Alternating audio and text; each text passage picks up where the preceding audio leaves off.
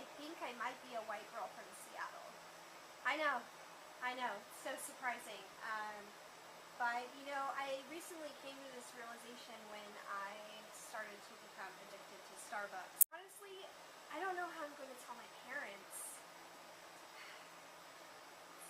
They're Mormon, they don't drink coffee, and that's the joke. The one thing I felt really guilty about was the single-use cups. They are so wasteful. It's like, maybe I should invest in some reusable cups since this is probably going to be an issue, at least till the end of the quarter, since this has been the way I've been functioning with not a whole lot of sleep. I actually bought into the whole conspiracy and I got one of the Starbucks reusable cups, but I kept forgetting it, so I decided that I would go out and buy a bunch of reusable cups. I was also having issues buying all the muffins from Starbucks. Instead of these every single day, I would have a package of 3 of them, freeze them, and take them out as needed.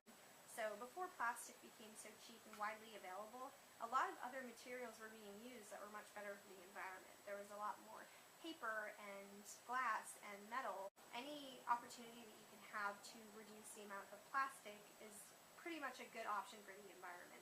Plastic can only be melted down and reused a specific amount of times, but materials like glass or tin or other metals can be reused probably umpteen times. It is true that you can recycle a cup like this, right? You can't really recycle the straw, and sometimes you can't recycle the lid. And if you could use a paper cup instead, or even a reusable cup, you don't have to really worry about it. And if you're using paper, there's a possibility it can be composted. So this brings up another point as well, is to be mindful of the packaging that something is being presented to you in, right? Paper is always a better option than something being wrapped in plastic as possible. Is how can I reuse the packaging itself? Mostly with candles, but here's another example. This is actually an old tea tin, but I use it to keep matches in. It's a little house, and I find it funny. It's kind of like a hint towards arson. I don't know, it cracks me up. But I was like, well, I'll just buy a candle that is around the perfect size, and I'll use the candle, and then I'll clean out the container and reuse this. And I use this actually quite frequently. This used to be a little candle container, and I use the candle, and now I use it for Q-tips. So you also want to be mindful of the paper waste that you're using, right? So when it comes to paper towels, you can buy the brands that are like recycled content, or the ones that are more eco-friendly or bamboo-based. So that is one way that you can do it. You also want to reduce the amount of paper towels that you're using in general. So I use a lot of like tea towels and kitchen towels and washcloths for various spills and messes, and I will just throw them in a bucket and wash them when they are dirty, and that is one way that I've pretty much eliminated the use for paper towels as much as possible. And unless a mess is especially gross, I will, use these reusable products. This next tip may sound a little weird or even controversial, but try not to order things online. Resist the urge to Amazon. And I know that sounds so weird. And trust me, I love Amazon, but you really want to take into consideration the logistics that are involved when it comes to ordering things online. You really want to make sure that whenever you're ordering your items, that they're coming in as eco-friendly of a way as possible. Add items to your cart as you think of them or as you need them, and you can just order them all like at the end of the month or something like that, so you have a huge Amazon order instead of just, ordering things as you need them. I think it's way better that way because, for one, you can get multiple items in one package, and Amazon actually has the option to do it in as few packages as possible or to do it as quickly as possible. So when you order items as quickly as possible, what ends up happening is they will, send the packages out in more shipments, or like when it comes to like delivering through services like UPS or something like that, they will fill up a truck halfway instead of waiting for the truck to be totally full before they take out the packages to the next destination. So it's actually, basically expediting the service. If you're already there and you already see the product and it's only a difference of a few dollars, I'm just going to pick it up at the store instead of, having a fleet of carriers bring it out to me, of like a store receiving a large shipment of whatever item you're purchasing. So that's something that's already happening, but through Amazon, they have the extra step of like going to a warehouse and then being sent out to the various places before it gets to you. So it may be a bigger environmental impact than if you just purchase something from the store. So that's something to keep in mind. So whenever you're ordering your next package of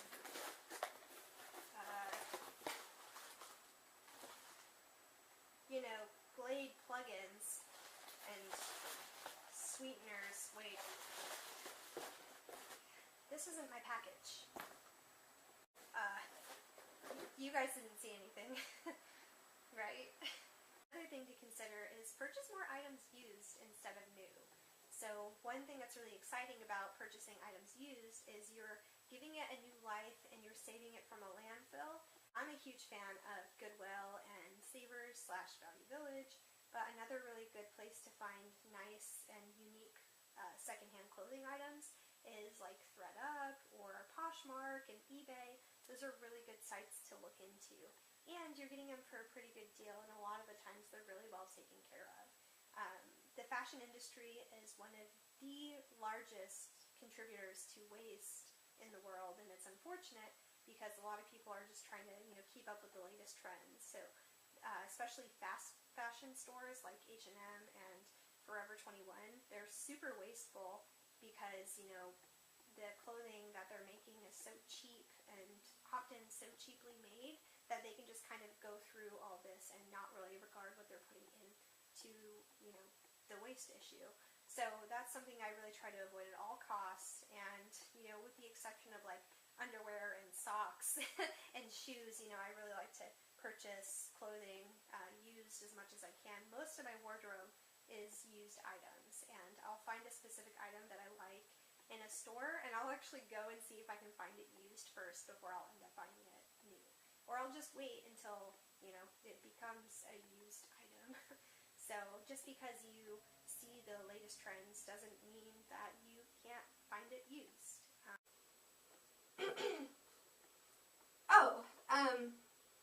Hi. This is awkward. How did you get in here? So, when it comes to nature calling, you want to make sure that you are being mindful of the water and paper products that you're using. When it comes to using less water, I definitely live by the, if it's yellow, let it mellow. If it's brown, flush it down. Whoever came up with that, deserves a raise, I swear. But anyway, I use Poo-Pourri a lot, and especially, if I'm gonna let it mellow for a little bit, I'll spray a little bit of Poo-Pourri in there, and that way it won't really smell before I flush. And oftentimes, when it comes to actually flushing, you can actually adjust the settings on your toilet so there is less water that's being flushed with each use. And you can also try the 2 liter in the tank to have less water when you flush as well. And when it comes to using toilet paper, you want to make sure that you're not using more than you need, right? So instead of this much, maybe use this much, right? Much more reasonable. And if you can, maybe consider getting a bidet. A lot of other countries use them, and they use water, and you significantly reduce the amount of toilet paper that you're using. So that's something to keep in mind as well. You can also try air drying, I guess. Don't recommend it, but, bears do it, so there's that. Now, if you'll excuse me, I gotta... Are you gonna go? Or, I'll go. I'll go.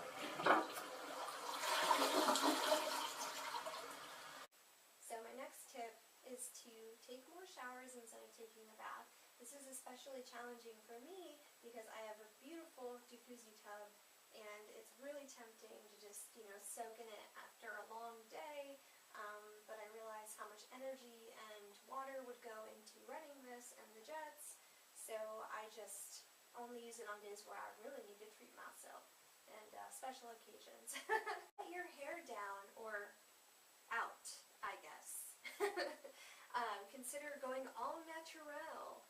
And if you're not really in the Movember spirit, and you want to take care of your body hair in some way, consider either trimming it with an electric razor or consider waxing instead of shaving. So when it comes to shaving your legs, it uses a lot of water if you're running a shower or a bath to do that. One thing that I do is I will rinse off the razor in a cup, preferably a old recycled cup that I've had forever.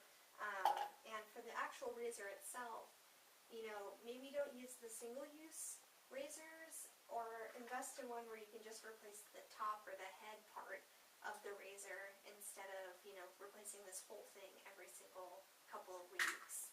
And I've had this razor for a very long time. It is very gross, but I have tried to extend the life of it as much as possible.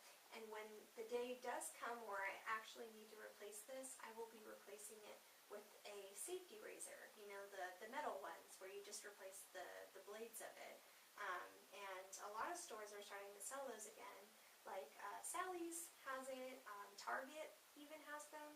So I would like to cut down the amount of plastic waste that I'm using as much as possible. So I always try to extend the life of this as much as I can. And when it comes to waxing, you can make or buy sugar wax. Sugar wax is actually really, really easy to make. You have to be careful with it, obviously, because it's hot molten sugar, which can burn you down to the bone. But don't let that scare you off, as long as you can properly regulate the temperature and test it before you actually put the whole strip on.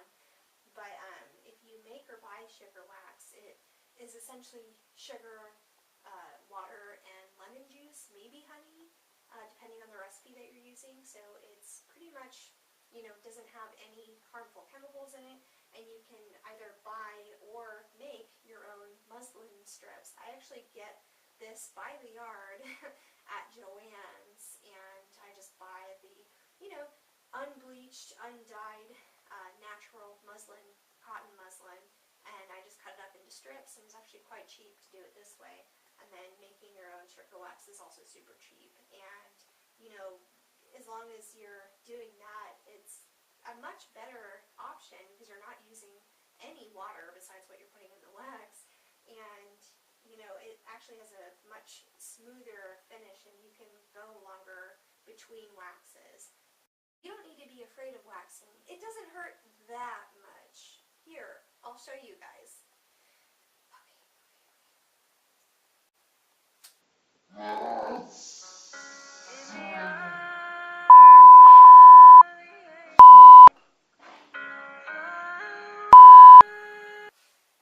Okay, maybe it hurts a little. My next tip is when you're taking a shower, make sure that you are taking as cold and as short of a shower as you can stand. I like to take showers that are slightly above lukewarm. The less water that you have to heat, especially if you have one of those typical, tank water heaters, the more energy you're going to be saving and the more money you're going to be saving, and it's better for the environment. And it's better for your skin and your hair. Also, I didn't take a hot shower just to do this effect. This is Hollywood magic. And also, I'm not naked. I'm wearing a swimsuit, so sorry.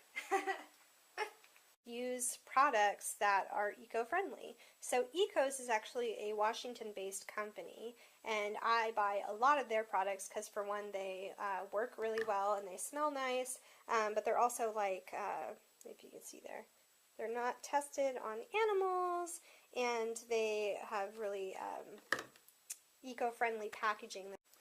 You want to make sure that you're supporting local companies whenever you can, and one reason is because when something is purchased locally, there's less logistics involved to getting the product to you. Manny the Mouse! So, my singing is horrible, but you get the point. So, by reducing the amount of driving that we're doing, the better we can be to the environment. I keep a running list going in my phone based on the store that I'm going to or even the neighborhood. So if I know I have to go over to another side of town, I will knock out a bunch of stuff while I'm over there so I don't have to keep coming back. And another thing you can do, especially if you live with roommates like I do, or like a partner or something like that, is you can take trips together. Like if you have to go to the store, maybe carpool.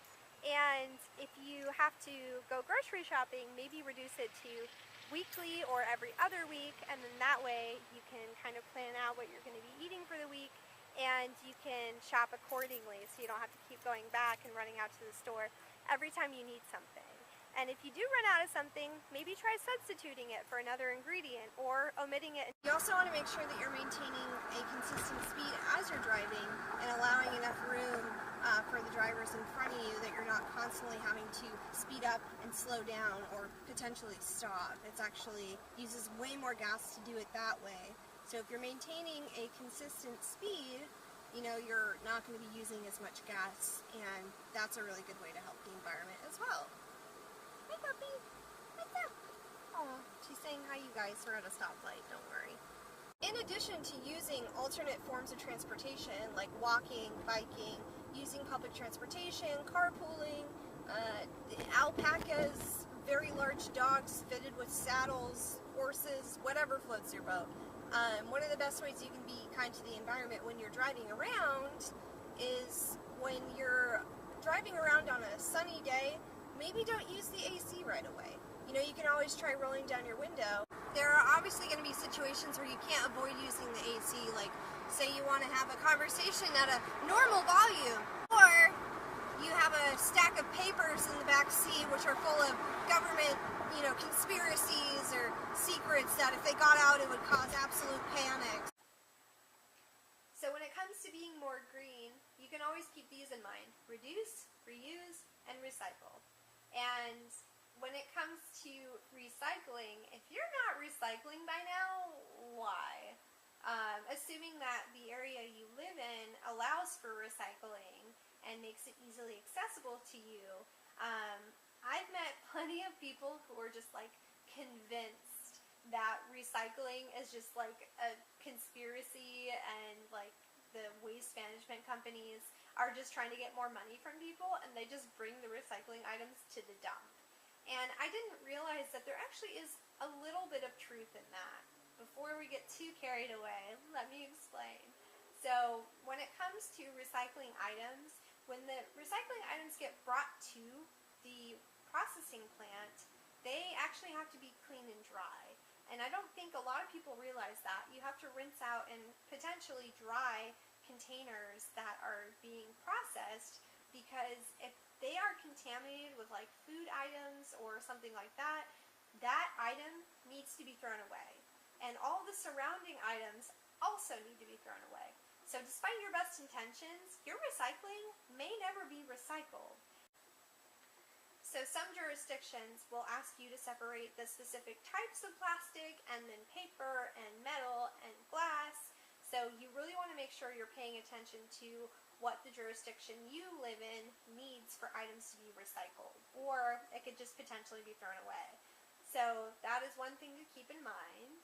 And then when it comes to reducing, you want to make sure you're reducing the amount of miles that you drive, the amount of water that you use, the amount of electricity that you use, the amount of meat that you're eating, and the amount of food that you waste. So that's a huge part of it. And then you also want to make sure that you're reducing the amount of plastics, specifically single-use plastics, as much as possible. And always opt for paper. And then for reusing, you want to make sure that you are buying secondhand items and giving them another life as much as possible. You also want to make sure that you are reusing items that could potentially be seen as disposable as much as possible, you know, assuming you can't reduce them or eliminate them entirely. And then you also want to reuse packaging that you're bringing into your home. So the more reusable items that you have, the better. So as you can see, it's pretty easy being green, despite what Kermit the Frog may tell you. But if we can all come together and make small adjustments to our lives to be more eco-friendly, it can actually make a huge impact. And I know it can be really discouraging to feel like one person can't make a difference, but we really can, especially if we all come together and we hold each other accountable. We can make a huge impact, and that's so important. So hopefully I've inspired you guys. Have a great day. Thanks for watching.